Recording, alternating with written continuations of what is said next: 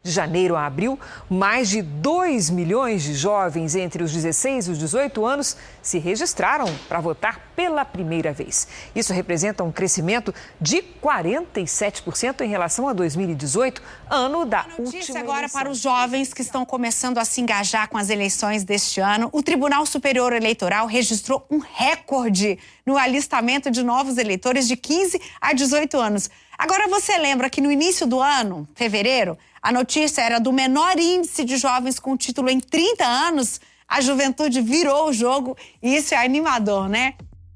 Dados ainda parciais divulgados pelo Tribunal Superior Eleitoral, o TSE, apontam que em 4 meses, mais de 2 milhões de jovens entre 16 e 18 anos fizeram o título eleitoral.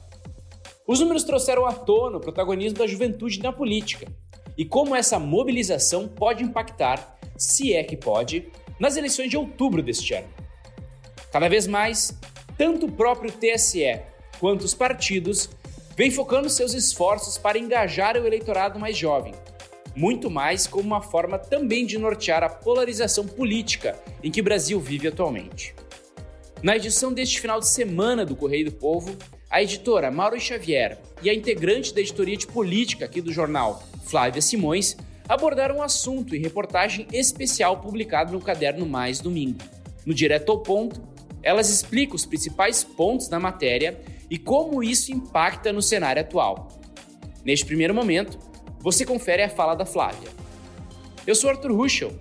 Fiquem com a gente.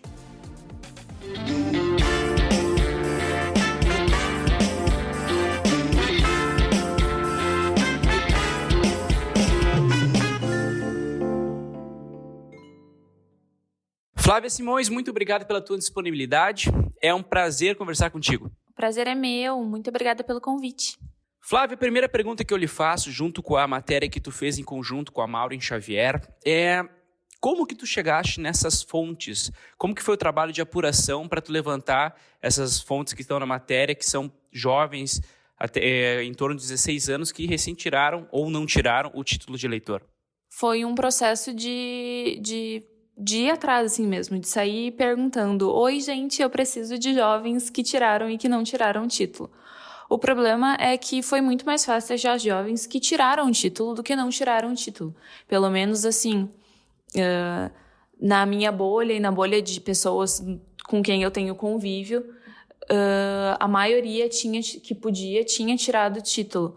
Então, a primeira, assim, quem tinha tirado o título, eu joguei num grupo que eu tenho, que facilmente conseguimos fontes, e aí me conseguiram, assim, em 10 minutos eu consegui uma menina que tirou o título, e depois, mas para achar um que não tinha tirado foi bem mais complicado, assim. E aí eu recorri a ela, assim, a minha segunda fonte. Eu perguntei: Juliane, né? Spoiler, é a Juliane. Tudo bem? Tu conhece alguém que não tirou? Ela: ai, não, todos os meus amigos tiraram, mas eu vou ver se amigos deles não tiraram. Aí ela: não consegui ninguém, todos os meus amigos tiraram. E eu: ai, meu Deus. Aí ela: tá, mas eu vou perguntar pros amigos, meus amigos perguntarem pros amigos.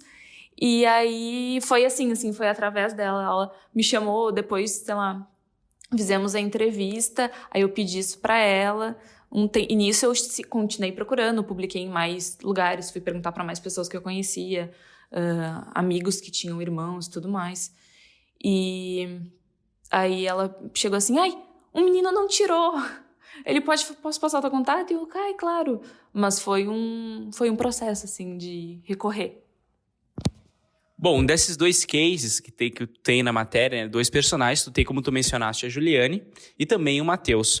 Vamos focar primeiro na Juliane. A Juliane, ela é uma menina de 16 anos que tirou o título de eleitor. Na tua conversa com ela, o que ela alega?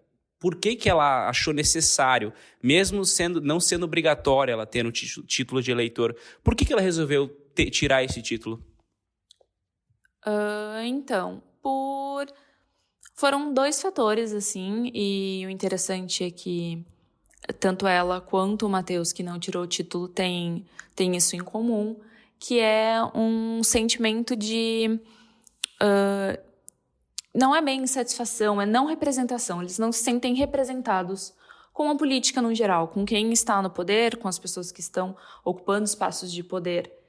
E aí, enfim, vem do cenário político, a gente está em ano de eleição, tivemos toda essa campanha do TSE junto com a Justiça Eleitoral, ela teve muito isso na família também, a irmã dela e tal falou, tira o título, não tá gostando? Tira o título, vamos lá, tem que votar, é assim que tu participa. E foi por isso que ela falou, então vou tirar, foi super rápido e tal, mas foi esse sentimento, assim, de não tô gostando, não tô me sentindo representada, não tô gostando das atitudes que eu tô vendo, esse sentimento de insatisfação mesmo. Agora, olhando para o outro lado dos teus cases, né? O Matheus. O Matheus, assim como a Juliane, também tem 16 anos e ele resolveu não tirar o título de eleitor. Óbvio que a gente tem os dois lados numa mesma moeda, né? A Juliane que tirou e o Matheus que não tirou. Agora, quais são as alegações do Matheus para ele não ter tirado? Como tu mencionaste antes, os dois têm o mesmo fator, que é essa não se sentirem representados. Mas tu podia explicar para nós como que foi essa conversa com o Matheus? Então, o Matheus, ele foi bem... Como é que eu vou explicar?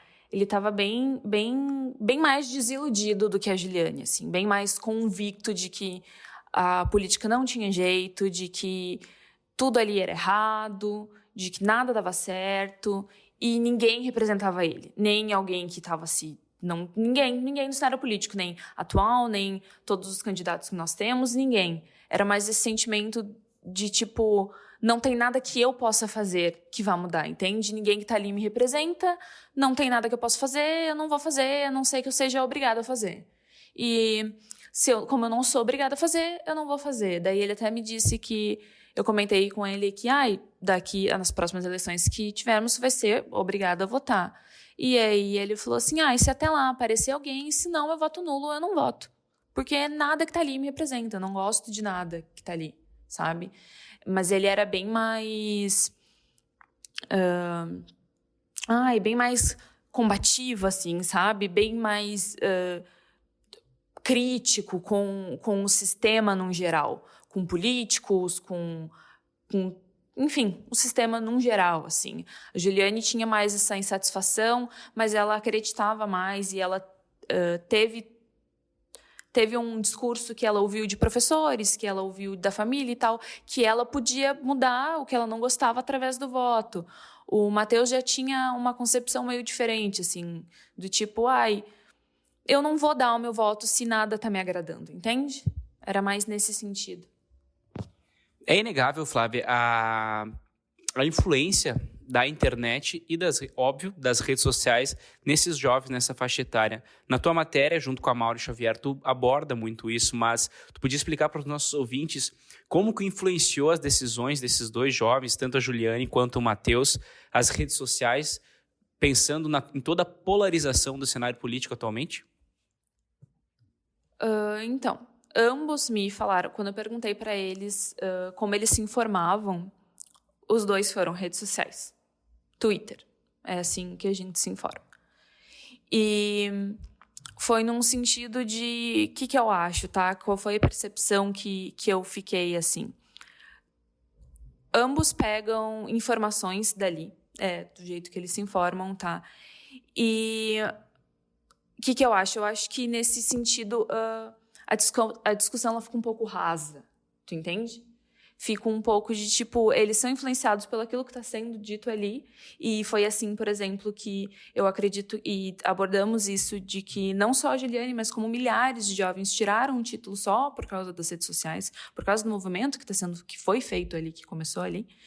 Mas as redes sociais não permitem que as discussões avancem para além da bolha, entende? E aprofundem o conhecimento. Então, eu percebo que as coisas elas ficam um pouco rasas, assim. E eu acho que isso é um pouco das redes, é um pouco, talvez, da idade deles, é um pouco, talvez, do nosso sistema, num geral, que a política não é uma coisa muito conversada, né? Ela não é uma coisa muito ensinada, assim, sabe? Enfim, mas acho que, nesse sentido, é isso. Flávia Simões, muito obrigado pela tua disponibilidade. Um bom trabalho para ti. Muito obrigada. Agora, você fica com a conversa com a Maureen. Maureen Xavier, mais um Direto ao Ponto com a tua presença. É um prazer conversar contigo. Muito obrigado pela tua disponibilidade. Imagina, eu que agradeço. Vamos mais de assunto de política. Maureen, como o nosso Direto ao Ponto se propõe a falar da matéria que tu fez em parceria com a Flávia Simões, tu poderia explicar exatamente o que explica esse cenário atualmente, que a gente vê muito da participação dos jovens, principalmente aqueles entre 16 e 18 anos, em terem o seu título de eleitor e buscarem votar nas eleições de outubro agora? Uma das coisas assim que ficou bem claro para nós quando estávamos nesse processo de apuração é que teve uma grande influência das redes sociais, né? Mas principalmente, não pelas redes em si, mas principalmente porque essa nova juventude, essa nova leva se abastece dessas redes sociais, né? Acompanha as discussões e, de uma certa maneira, participa das discussões nesse ambiente. E nesse papel entra muito forte a questão dos influenciadores e influenciar, né? Desculpa o trocadilho infeliz, mas é exatamente esse ponto. E pelo que eu conversei também com alguns especialistas, os jovens, nesse processo mais recente, eles tiveram uma perda de espaço para discussão, né? A gente vê uma politização muito delicada acontecendo quando se envolve escolas, dentro das próprias famílias, uma perda, de uma certa maneira, de força de alguns movimentos, por exemplo, sindicatos, movimentos de bairros, que eram alguns espaços, até os próprios grêmios estudantis, que eram alguns espaços ocupados por esses jovens para debater, para discutir. Então, tem esse ponto dessa influência e esse movimento de participação. E eu acho que é interessante a gente pensar assim, por quê? Né? A gente está num país que está polarizado, e daí nem precisamos entrar em nome de candidatos, mas não é isso, mas de ideias. Então, quando tu tem esse embate muito forte, eles acabam ficando no meio, de uma certa maneira, de indecisões do país que podem vir mais à frente. Então, eu acho que esse conjunto, esse caldo todo, fez com que esses números aparecessem, essa elevação, e que acaba, assim, sendo, de um lado, possível comemorar, uma vez que é uma elevação perto do que estava tendo até alguns meses atrás, antes de acabar ali o prazo para fazer o primeiro título, mas que ainda é, de uma certa maneira, inferior em relação aos outros anos. O que explica essa questão, Maureen? Muito relacionada ao próprio... É visível, claro, que o TSE, tanto o TSE quanto os partidos políticos, vêm focando seus esforços, tanto de divulgação, marketing e outras questões, voltados a esse público que ainda não é obrigatória a votação, mas que estão buscando tirar o título de eleitor. Por que isso está acontecendo agora e não em eleições anteriores? O que tu imagina? O que tu já previu desse cenário? Eu acho que são momentos de participações diferentes.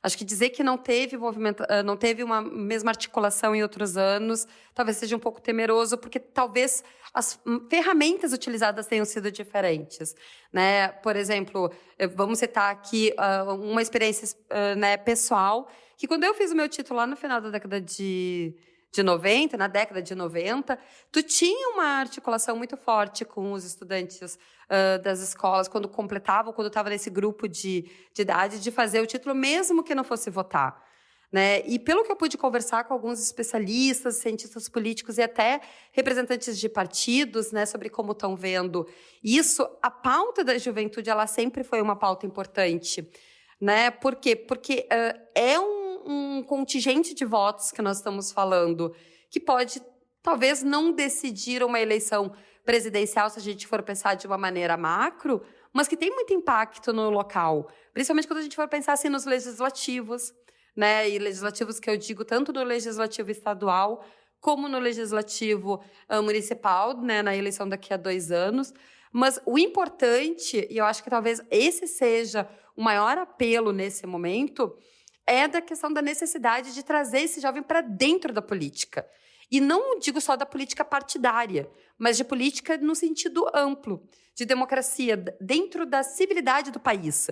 né? E daí, quando eu comento isso, eu digo assim, saber das instituições, né? Participar desse cotidiano. Porque, assim, teve um dos cientistas políticos que eu entrevistei, acho que foi o Rodrigo Gonzalez que comentou, da questão de como é importante essa participação. Ela vai ser suficiente, ao contrário. E essa é a beleza da democracia, né? É as pessoas irem participando e irem sabendo da importância do seu voto. Quanto mais cedo você começa a estimular isso, mais fácil se torna gradativamente, tanto de conhecer e também, eu acho que é bem importante a gente ressaltar que esse trabalho, quanto mais cedo for feito, melhor também para evitar todo um processo de desinformação que anda atingindo tanto a justiça eleitoral, o sistema eleitoral brasileiro, como outras áreas. Então, quanto mais consegue qualificar essa informação, melhor. Pela tua larga experiência no cenário político, Maureen, como repórter, dentro dos partidos, agora pensando em figuras da chamada velha guarda da política, né? Figuras mais conhecidas em diversos partidos políticos, não só aqui no Rio Grande do Sul, mas como em todo o Brasil. Como que está sendo a aceitação deles para esse movimento muito forte de trazer essa juventude, esse público mais jovem, para se também ter um peso nas decisões do cenário político do Brasil? Essa acho que é difícil, bem difícil, na verdade. Eu acho que a gente pode olhar de um outro ponto de vista, ou talvez analisar isso de uma maneira mais ampla. Quem são os jovens da política hoje? Se a gente for pensar assim, qual é a faixa etária deles? Mas você precisa ter uma trajetória. Depende. Para ser vereador, você pode ser vereador com 18 anos. Né? Você só precisa estar afiliado no partido, ter uma certa articulação. O que eu acho que acontece, e isso até alguns cientistas, quando eu estava conversando para essa reportagem, também comentaram comigo, que é o fato de que assim, essa juventude ela vai envelhecendo ao natural. Então, o jovem, vamos dizer assim, que se apresentou como jovem numa eleição, digamos na eleição desse ano, ele pode captar votos, sim, por causa dessa bandeira da juventude. Mas daqui a 4 anos, vamos fazer essa provocação, quando ele for tentar a reeleição, por exemplo, ele vai ser jovem? E daí quando a gente pega assim, a Assembleia do Estado, a própria Câmara de Vereadores de Porto Alegre, apenas para dar um exemplo, quem é esse jovem que nós estamos falando? É o jovem que está mais perto dos 30 do que está perto dos 20. Então tem essa parte de comunicação e de reconhecimento. Ao mesmo tempo, tem um sentimento dentro desse jovem e que essa parte de participação pode fazer uma grande diferença quando a gente vai pensar e refletir sobre isso, é que assim, que país é esse? E daí quando eu digo país, é um país de uma maneira mais macro, mas assim, cidade, estado, vê e acolhe esse jovem.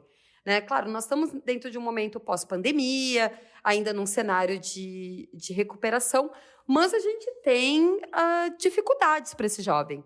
Dificuldade para esse jovem se enxergar a longo prazo, ver perspectivas. Então, talvez atrair isso para que ele consiga ter uma ação reativa, né? Não se omitir, mas participar e colaborar, também é uma maneira de fazer com que os partidos olhem para essa geração, né? E tentem apresentar projetos. Teve, né, uma das fontes, que eu não quero errar o nome aqui, que falou exatamente isso. Você precisa ser ouvido, você precisa ser notado para você ser incluído, para você ter voz para poder ser incluído. Porque quando os candidatos vão fazer os seus planos de governo, vão fazer as suas campanhas, e os próprios partidos vão fazer as suas articulações, eles levam em consideração essas necessidades. Então, quer dizer, você precisa mostrar força para também fazer essa pressão. Então, eu acho que esse é um grande diferencial que talvez a gente vai acompanhar em outubro. Para a gente finalizar, então, Maureen, a tua percepção desses movimentos de trazer cada vez mais essa juventude para dentro do cenário político e, mais do que isso, reforçar a importância do voto para eles. Então, acho que vou ser um pouco repetitiva, mas acho que vale a pena. A participação na eleição, ela não é apenas um voto. Né? Na verdade, é um pedaço dentro de uma estrutura maior. Né? Não estou aqui para dizer quem decide se omitir, mas nesse processo você precisa, né, participar para poder se apropriar, Pelo menos eu acredito muito nessa questão de apropriação. Então, quer dizer, eu votei em determinado político, política, e não importa, foi eleito, foi eleita, não foi, que partido é esse? Se informar antes te dá propriedade. Mas depois que tu vota, eleito ou não eleito, é teu direito. Tu te apropria disso. E quanto mais o cidadão se apropria e cobra, eu acredito que mais fácil as coisas tendem a funcionar, vamos pensar assim, dentro desse Estado democrático de direito, em que cada figura tem a sua participação. E na questão, principalmente dos jovens, é exatamente isso. Esse jovem ele vai ser um eleitor de muito tempo. Então, quanto mais ele dar a sua voz, mais ele conhecer, né? Infelizmente, a gente ainda tem uma realidade no país que as pessoas não lembram em quem votaram na última eleição. Né? As redes sociais estão aí para você se manifestar, mas o local onde vale, né, é a urna e é cobrar depois. Então, acho que exercer essa cidadania, mais do que nunca, é fundamental. Mauro Xavier, muito obrigado pela tua disponibilidade. Foi um prazer conversar contigo aqui no Direto ao Ponto. Obrigada. Tomara que o material tenha ficado, aí ajude a gente a aumentar essa discussão. Esse foi mais um Direto ao Ponto. Se você perdeu algum episódio, é só voltar no site do Correio do Povo na aba Podcasts ou em qualquer tocador de podcasts do seu celular. A apresentação foi de Arturo Ruschel, a edição de som de Aleph Alencar e a coordenação de Brenda Fernandes. Este episódio contou com áudios da TV Record. Até mais!